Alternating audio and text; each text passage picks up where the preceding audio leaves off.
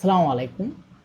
সুপ্রিয় দর্শক, প্রধানমন্ত্রী তারেক রহমান ক্ষমতা গ্রহণ করার পরে তিনি একটা কথা বলেছিলেন যে ১৮০ দিনের মধ্যে তার সরকারের কতটুকু সাফল্য অর্জন করেছে সেটা প্রকাশ করা হবে এবং ১৮০ দিনের মধ্যে যে সকল এমপি মন্ত্রীরা এবং তারেক রহমান যাকে যে দায়িত্ব দেবেন সেই দায়িত্ব তারা যদি যথাযথভাবে পালন করতে না পারেন তাহলে এই ৬ মাসের পরেই ১৮০ দিন পরেই তাদের সেই পদ থেকে বাতিল করা হবে এবং আবারও নতুন করে কয়েকজনের দায়িত্ব পালন করা হবে। নতুন করে কিন্তু আজকে তারেক রহমান আবারও দায়িত্ব দিচ্ছেন। আজকে মন্ত্রী পরিষদের একটা বড় বড় রদবদল হওয়ার কথা ছিল, তারপরেও যেই রদবদলটা আছে এত অল্প দিনের মধ্যেই মন্ত্রিসভার মধ্যে যে একটা রদবদল হবে এটা আসলে কেউ কখনো ভাবেনি। সরকারি দল, বিরোধী দল এবং বিভিন্ন রাজনৈতিক ব্যক্তিবর্গ কেউ ভাবেনি যে তারেক রহমান আসলেই এত অল্প সময়ের মধ্যেই মন্ত্রিসভায় এত রদবদল করবেন। আসলে কেন করেছেন? তিনি একটা কথাই বলেছেন, তিনি জনগণের জন্য কিছু করতে চান, মানুষের ভাগ্য পরিবর্তন করতে চান, মানুষের জন্য তিনি কিছু করতে চান। তিনি গত ১৭টি বছর একটা রাষ্ট্রে থেকেছেন, সেটা সবাই জানেন, লন্ডনে।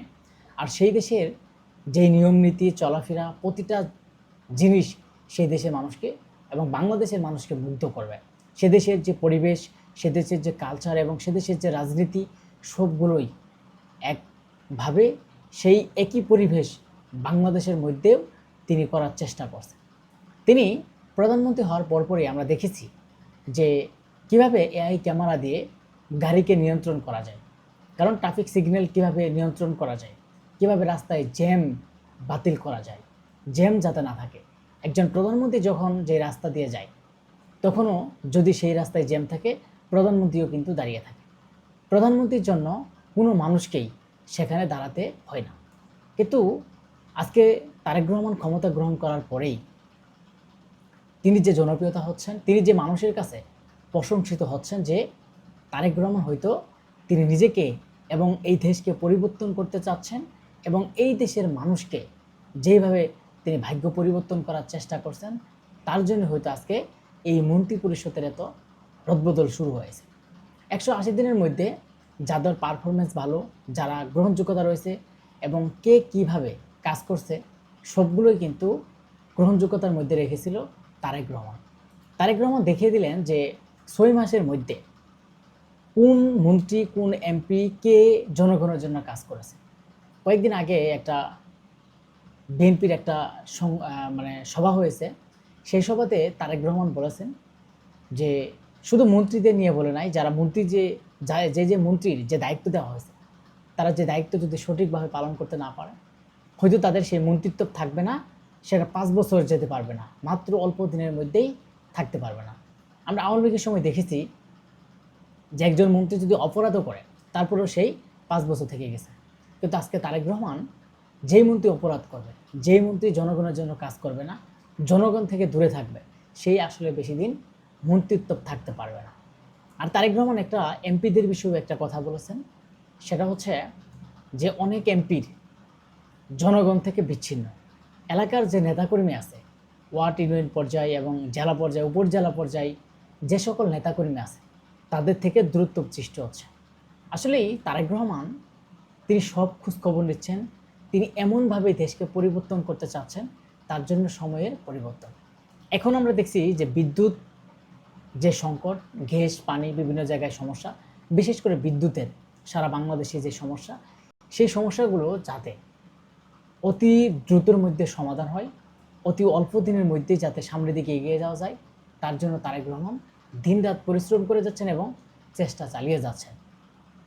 আজকে যেসব নতুন করে মন্ত্রী হলো, আজকে এই ৬ মাসের মধ্যে এই নতুন যে মন্ত্রী পেলেন এবং যাদের মন্ত্রিত্ব বাদ গেল, তারা কিন্তু শুধু তাদের জন্য একটা সেকেন্ড নোটিশ তা, এবং যারা অন্যান্য মন্ত্রী আছে তারাও এখন বুঝতে পারছে যে তারেক রহমান যা বলে তাই করে।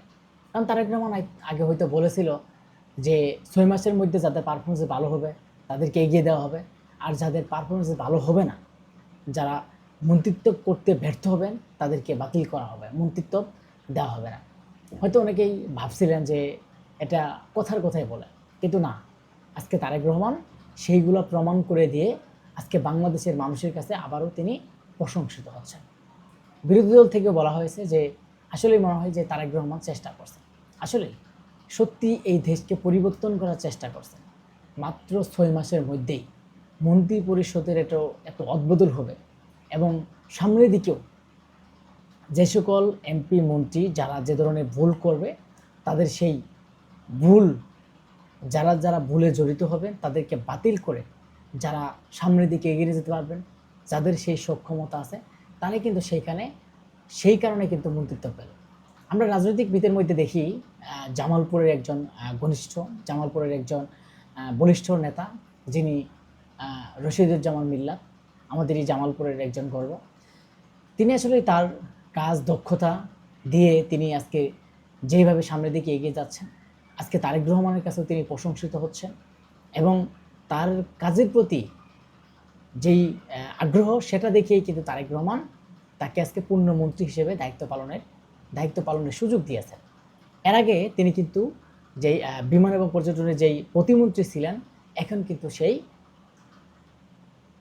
পূর্ণমন্ত্রী হিসেবে পেয়েছেন আরেকজন, যিনি একজন ত্যাগী নেতা, যিনি একজন সৎ নির্ভীক এবং আমি যাকে খুব ভালো মানুষ হিসেবে জানি এবং সারা বাংলাদেশের মানুষ অনেক ভালো হিসেবে জানে, যিনি হচ্ছেন আপনার বর্তমানে স্থানীয় যে মন্ত্রী হলেন, যেখানে ছিলেন মির্জা ফখরুল ইসলাম আলমগীর, মঈনুদ্দিন খান, তিনি যে দায়িত্ব পেয়েছেন এবং তিনিও একজন ভালো মানুষ। এবং আরেকজন হচ্ছে পার্থ, যিনি রাজনীতিবিদ এবং যিনি বিএনপি থেকে দলের বাইরে অন্য একটা রাজনৈতিক দল এবং বিএনপির সাথে তারা শরিক হয়ে নির্বাচন করেছে এবং বিএনপির ঐক্য জোটের সাথে তারা সবসময় ছিল।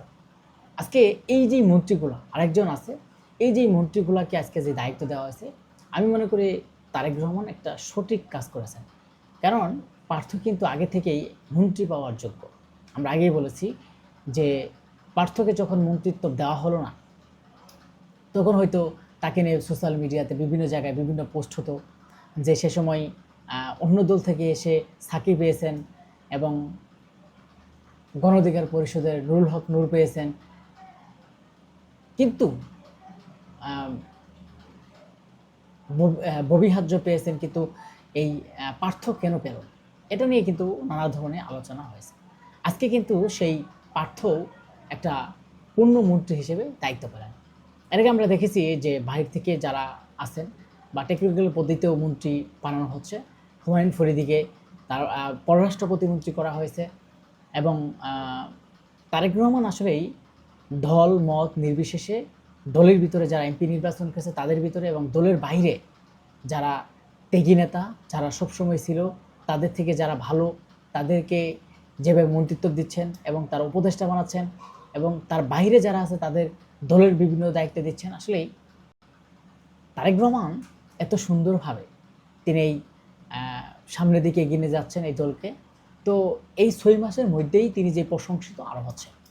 আপনি দেখেন বাইরে থেকে বিশেষ করে অন্য দলে যারা তাদের একটা দল আছে, তারা বিএনপির সাথে যুক্ত হয়ে যারা নির্বাচন করেছে, গণ অধিকার এবং নুরুল হক নূর এবং জুনায়েদ সাকির এবং আরেকটি আছে ববি হাজ্জ এবং পার্থ, এই 4টা দল আমরা দেখেছি যে আরও দল আছে যে এই 4টা দল সবচেয়ে ঘনিষ্ঠতা সবসময় ছিল আমরা দেখেছি, কিন্তু আজকে এই 4টা থেকেই কিন্তু 4টা মন্ত্রী দিয়েছে। এর মধ্যে পার্থ তিনি একটা পূর্ণমন্ত্রী তথ্য মন্ত্রী হিসেবে দায়িত্ব পেলেন, কারণ এই তথ্যের বিভিন্ন সমস্যা থাকতে পারে, যে কারণে সেই যিনি মন্ত্রিত্ব ছিলেন হয়তো তিনি সেই পারফরমেন্স দেখাতে পারেনি, যেই কারণে তাকে বাতিল করে আন্দোলন রহমান পার্থকে সেখানে দিয়েছে। তিনি আসলে একজন যোগ্য মানুষ। আজকে 6 মাসের মধ্যেই বিএনপি সরকার যেভাবে সুনাম পাচ্ছে, যেইভাবে একটা রদবদল করে তারেক রহমান দেখিয়ে দিল যে আসলেই বিএনপি সরকার সত্যিকারের অর্থে জনগণের জন্য কাজ করছে, জনগণের জন্য তিনি দিনরাত পরিশ্রম করে গেছেন এবং জনগণের কীভাবে জনগণের জন্য ভালো কিছু করা যায় সেটাই কিন্তু তারেক রহমানের প্রত্যাশা। সবাই ভালো থাকবে।